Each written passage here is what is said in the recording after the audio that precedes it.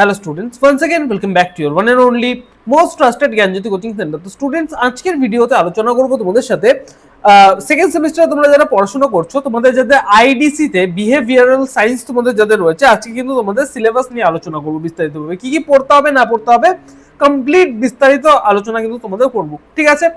এই যে আইডিসি পেপারটা রয়েছে টোটালটাই কিন্তু তোমাদের এমসিকিউ এর উপরে রয়েছে, ঠিক আছে, এমসিকিউ পেপার, ঠিক আছে। কি কি তোমাদের পড়তে হবে দেখো, ইউনিট নাম্বার 1 এ তোমাদের সোসাইটি এন্ড কালচার রয়েছে। এখানে 1 number basic concept of society, তার মধ্যে থেকে তোমাদের সোশ্যাল গ্রুপ পড়তে হবে, এই সোশ্যাল গ্রুপের definition, forms of social groups, ঠিক আছে। এবং এই যে ফর্মস অফ সোশ্যাল গ্রুপসের মধ্যে তোমাদের primary, secondary, intermediate, in group and out group, ঠিক আছে। তারপরে কমিউনিটির মধ্যে তোমাদের characteristics and basics of community তোমাদের কিন্তু পড়তে হবে।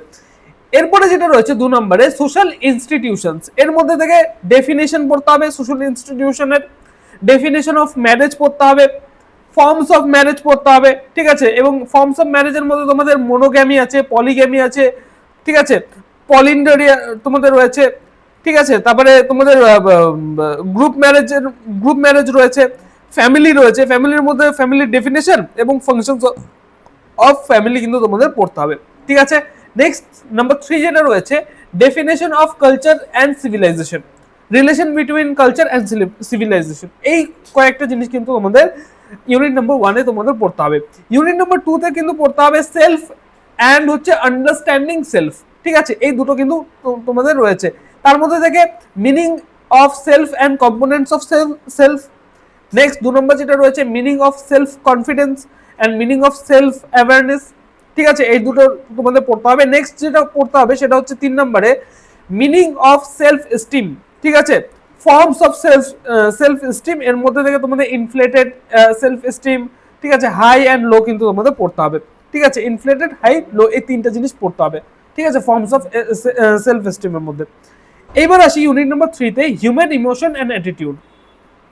1 নম্বর যেটা তোমাদের পড়তে হবে এখান থেকে সেটা হচ্ছে definition of emotion, characteristics of emotion, positive and negative emotion, এই কয়েকটা জিনিস পড়তে হবে। Next definition of nature of emotional intelligence, এই জিনিসটা কিন্তু তোমাদের পড়তে হবে। নেক্সট যেটা পড়তে হবে সেটা হচ্ছে definition and nature of attitude, components of attitude, এই কয়েকটা জিনিস কিন্তু তোমাদের পড়তে হবে।